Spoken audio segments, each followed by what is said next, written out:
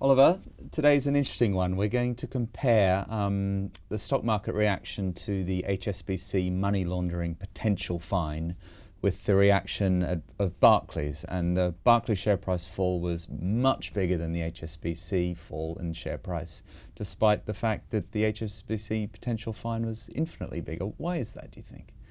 Well, there's lots of reasons. HSBC's fine for this money laundering and various other infractions, when it comes, will be about $1 billion versus about 290 million for Barclays and the LIBOR probe. But Barclays shares are down about 20%, but HSBC shares have barely moved. A few reasons. First is perhaps the separation of the chief executive. Stuart, who's chief executive of HSBC, had nothing to do with the Mexican business while these problems were taking place. Bob Diamond was very much centre stage at Barclays Capital when all this was happening. So that's one of the major reasons. Also, another reason is the importance of the relative businesses. HSBC's American operations as a whole, that's North and South America, are only about 13% of its profits. Barclays Capital is about half of Barclays' profits, so it's a much bigger chunk of the business. It's still very embarrassing, right? I mean, it's a big Senate committee hearing. America's watching, nothing much bigger than money laundering. Mexico's involved, perhaps drugs.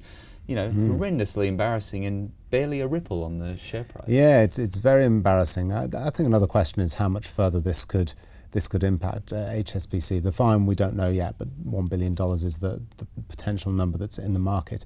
But nobody's expecting any further litigation to come out of this. So as embarrassing as it is at the moment, HSBC will hope to get over it fairly quickly.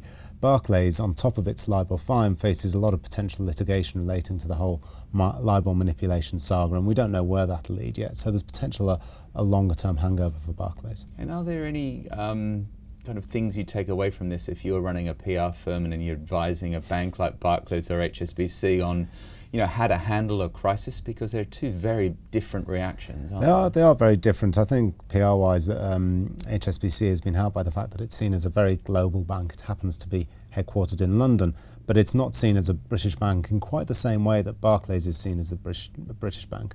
The other thing more generally is that Barclays had faced a lot of controversy before the LIBOR situation. Its bank of goodwill had run out, whereas HSBC under Stuart is widely seen as having done a fairly decent job. So it still has plenty of goodwill despite the potential fine. And do you think the fact that HSBC doesn't have the kind of branch network and the presence in the UK as the kind of people's bank, and the people on the street don't understand it as much, do you think that plays into the fact that they've got away with it a bit more? Partly it plays into the reaction to it. I think that is certainly part of it in the UK. The reaction to Barclays, because it's so closely associated with the UK high street, was much stronger. Yeah, and potentially therefore they're probably an opportunity then. Do you think Barclays is oversold relative to HSBC if HSBC got away with it? You could see it that way. I mean, certainly Barclays shares are far cheaper than those of HSBC, so potentially an opportunity there. Right, an interesting conundrum there. Thanks very much, Oliver.